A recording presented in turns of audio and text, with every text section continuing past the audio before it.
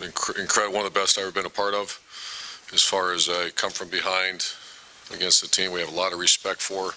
Personnel we played against was as good or better than we thought going into it. The coaching staff we coached against was as good or as better than we anticipated. Just the intricacies of some of the, I think there was about 4 new concepts they said our defense that we saw during the game that we had not, and we adjusted well at second half, and then the same offensively. They just did their defense, they did a very good job coaching with very good personnel. Also a credit to their crowd. I thought that was one of the best environments that we've coached in. So I've got to move on, have another tough task. A team that's 4-0 at home, and I called it on the last 2 times. Wish they'd save the whiteouts for other games, but I guess that's use them for our game. But it's one of the top 5 atmospheres again in college football. So got to get them healthy, got to get them rested, because another team with a bye week night game, and get them ready to go. But good momentum, and I think we're fairly healthy too. So I'll answer your questions for you. Far left over there, Clark. Second game in a row looked like the passing game had a square wheel. Have you been able to pinpoint some specific problems that you can address? Square wheel. Yeah, we just need to play a little better. We need to hit the one game was a little different. Indiana, we had some guys behind defenders. This one, we did not beat the defenders. Very good secondary. In the second half, I do believe we made some plays, and some of them were broken, or not broken, but scramble plays, which is part of a passing attack as well. So, yeah, we're working hard on it. We're not in, I wouldn't say, I've never heard square wheel. I would take a little bit of offense to that. The guys work hard around here for square wheel comment, but guys it's a work in progress with a bunch of young receivers that have to continue to work at it. But overall, the way we finished the game and good balance as far as offense, defense. I thought JT had 199 of his 318 total yards in the second half against a top 5 defense in the country. So just need to keep working. Second row right, Ben. Urban, I wanted to ask you about Dantrey Wilson. He had the big catch. Huge catch. Yeah. Came in with a lot of expectations. How would you describe the way his career's kind of gone? Oh, it's a product. The poor guy's he broke his foot at Michigan State in that big win we had 2 years ago. And those feet injury, we're not the only program dealing with. When you break a foot, man, it's just tough, especially a skilled athlete. So it's been one of injury, and he's fighting like crazy. He's still not 100% now. You know, he's still dealing with doesn't practice early in the week, and I just love his unselfish approach right now, and the fact he made a play to help us go win a game. He flipped the ball to the official, went back, and almost made another great one to help us. So I like where he's at, and he's a team player that's doing the best he can. Front row right, Austin. Urban, I remember several times when we talked about JT and the competitive spirit. You referenced that 2014 game at Penn State. I don't know if that means it was a turning point or just maybe when you really identified something special in him. But what was it about that game that resonated with you? Well, this is the only other one that's been like that I can recall, that every indicator was up that we lost the game. At Penn State, the story was told that in that kind of environment, our quarterback was not playing well. We had a pick 6, I believe, in that game. And he also had a second-degree MCL sprain. And here we go. And we're going to go play overtime down in front of theirs, and we're 7 points behind. So the script was written. I remember just, what am I going to say to this team afterwards? It crossed my mind, and then he kind of just took it on his shoulders. And I get to see things that all fans do not get to see. I get to see about 6 inches from my face and see the intensity and the focus and the human spirit that is as good as I've ever been around. So. You had to pick, or maybe the way you think about that Penn State game, was Saturday on that same level, or better? Or? Same level. I mean, you're talking about elite performance against, that defense at Penn State that year was excellent, too, the team we just faced. I don't know their ranking, Wisconsin. I remember looking at it before the game started, and they played LSU, Michigan State, our rivals, and they played. And still to be ranked that highly in defense after those kind of teams are playing. Because usually sometimes you play lesser teams early and the stats get a little padded. This team did not play soft games, and they were So that's how good their defense was. And after playing Wisconsin's defense, that's as good as we've coached against. And one more thing, is your head okay? Head. You got hit with the ref on Saturday? So I text I don't know if I'm allowed to say this or not, I don't care. It was a there should not have been a penalty from Bill Carolla. So, and he's barely grazed my headset. So Stephen Shelley said, "Did you get hit in the face?" I said, "What are you talking about?" I said, "All that."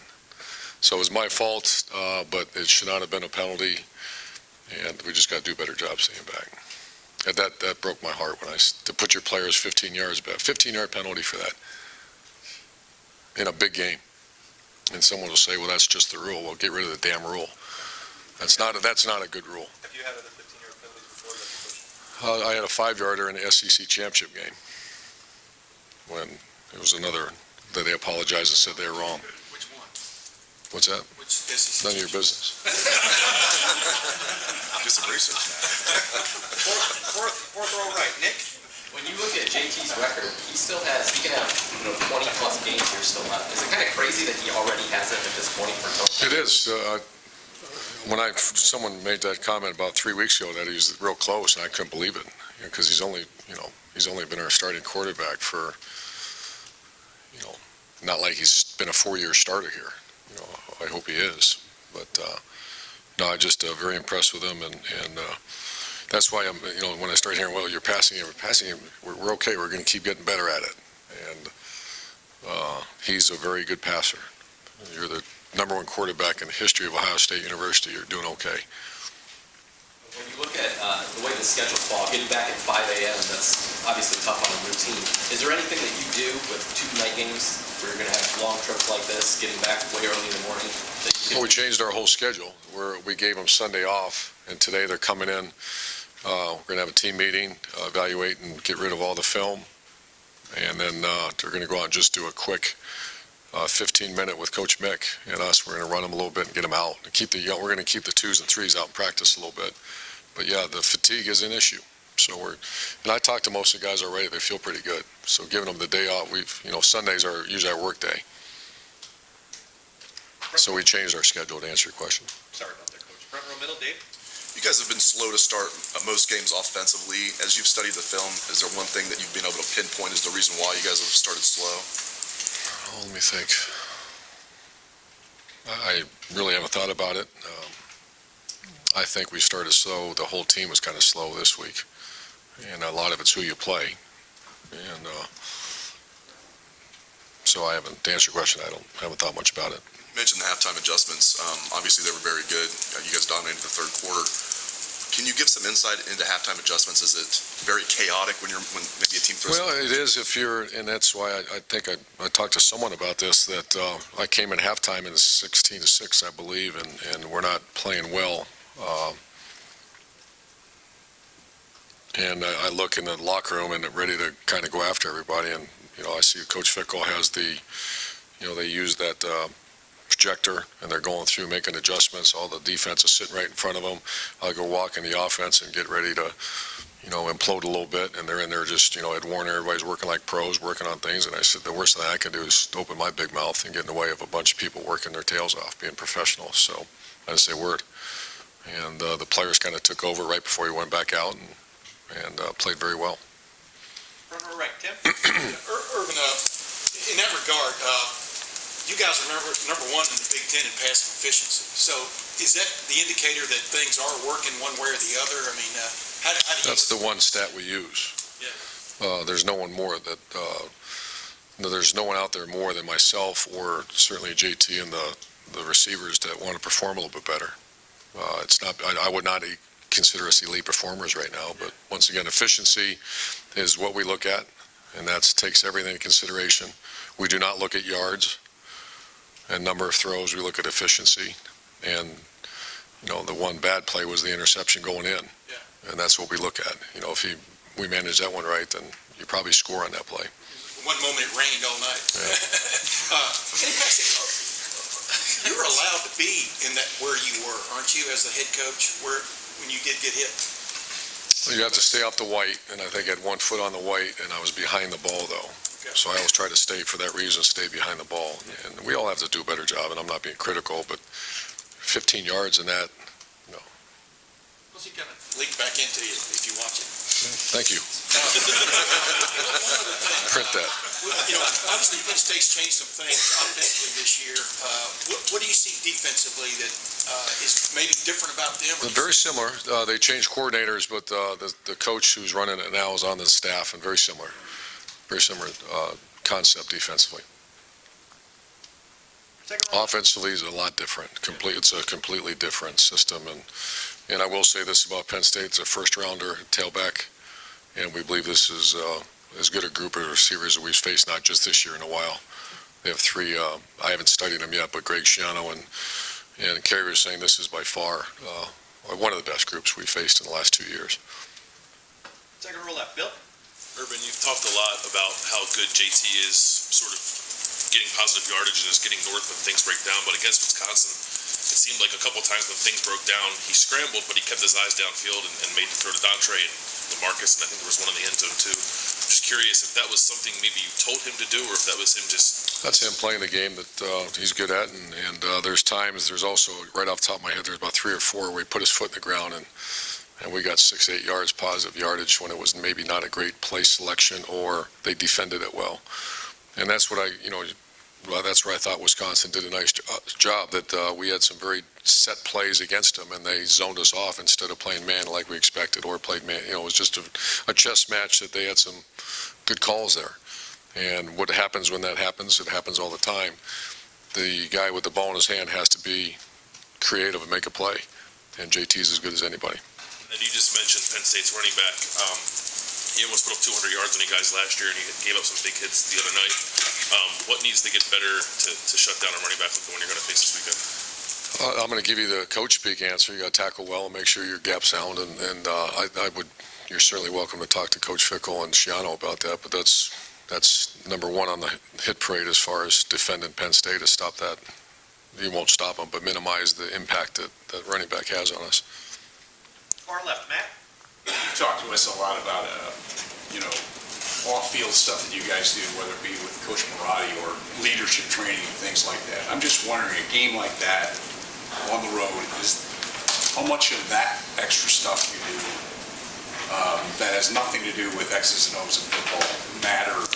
Without sounding like we have the answers, because we certainly don't. But I remember when actually we were writing that book after the 2014 year, they kept saying, give us, what did you say to him at halftime? And that everybody's looking for that, because there's a lot of movies out there where people give great halftime speeches, and that's not true. What happened? It doesn't matter what you say at halftime. It matters what you say and do January, February, March, April, May, June, July, because you're trained for those moments. It's kind of silly when you say, how was the pregame speech, Coach? I don't know. They're certainly not listening for something where they're going to play harder because you said something.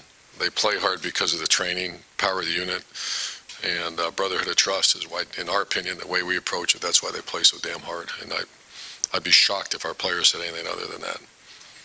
And the best I've seen is when Larry Johnson and his guys get together. I mean, that's a brotherhood now. That's why they play hard. And it wasn't something that was said at halftime. It's something that's been in progress for really since you walked foot on campus, but for this year after January.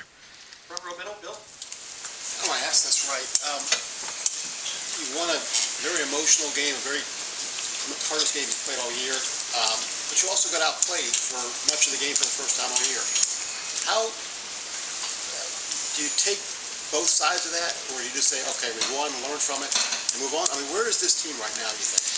I think that's going to happen, and I'm kind of glad it did. Lou Holtz sent me a nice text, and he studies everything we do, and you need to get hit right in the chops, and we did.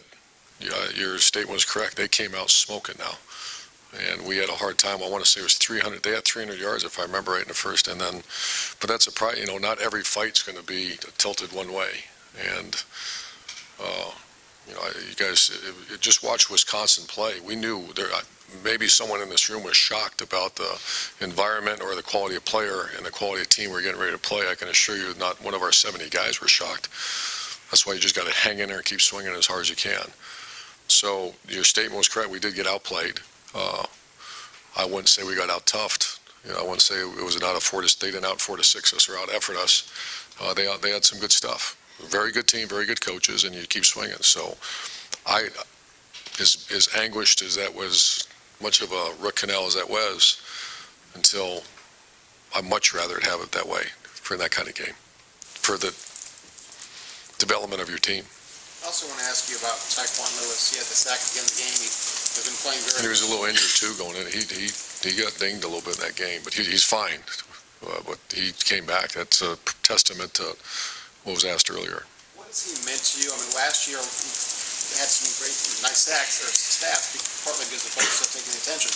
This year he's had to be one of the main guys. How well has he played, or what has he meant to the team? I think you asked Larry about exactly how well he played. He's played well, but he's the JT Barrett of our defense in respect. I mean, him and Raekwon, but I feel Taekwon constantly about energizing those around him, and the last play was a perfect example of what he did to create. He's the first one there, and that whole thing about when we needed you most, you played your best, and we needed him at that point. He played his best. And final questions, front row left, Doug. Urban, it's kind of wrapping up everything you've talked about, but I think you're in your career here now. I think you're 4-0 in overtime. I think you're 12-2 in games decided by a touchdown or less. You've had some games where maybe you guys didn't play your best, but you still won. Why is Ohio State so hard to beat? Like, it's almost to the point, I think in the fan base at least, where if and when you guys ever lose, people are shocked. Why are you so hard to beat? I think that's a great question, and once again, because this come off wrong sometimes, because we do not have the answers. We have very good players that get extremely close, and they will not let go of that rope. They will not stop fighting, and it's not because of halftime speeches. It's not because of lucky T-shirts. It's because of the program, the culture that's created. And that's why I give our 9 coaches and leaders on our team more credit than, not enough credit, because everybody, that's how we're playing hard. It's within units. Small unit cohesion is something we call around here. Teams are too big. When you talk to this team, that guy doesn't really know that guy. But when you get into the small units, and it's a little bit, it's plagiarism from the United States military. That's how you get them to play really hard and fight really hard, is get really close within that unit. And that's, in my opinion, that's why we are in these situations. And seeing what you did in overtime at Wisconsin, seeing the Penn State game 2 years ago, the way overtime is set up, it seems like here, you guys, defensively, you're good in the red zone at keeping teams out of the end zone. You often force them to field goals. And offensively, you're good at getting in the end zone. Does overtime fit you guys because of the success you have? I actually thought through that when we had the ball with 40 seconds left and 2 timeouts, and that was part of the reasons why we did what we did. Is defense is really good down there, and that was going through my mind and I felt like we could move the ball and get in. It's to start winging the ball around out that environment right now, and we were backed up into their student section. That's why, to answer your question, that's why we did what we did. As far a portion of reason why we did what we did, as far as get the thing to overtime and go play. And I was kind of hoping to get away from that, and it worked out. We had the ball first, which is not the easiest thing, but I wanted to get the hell out of that area. Pretty tough down there. So, nobody wants to go to overtime, but if you do, you like your chances.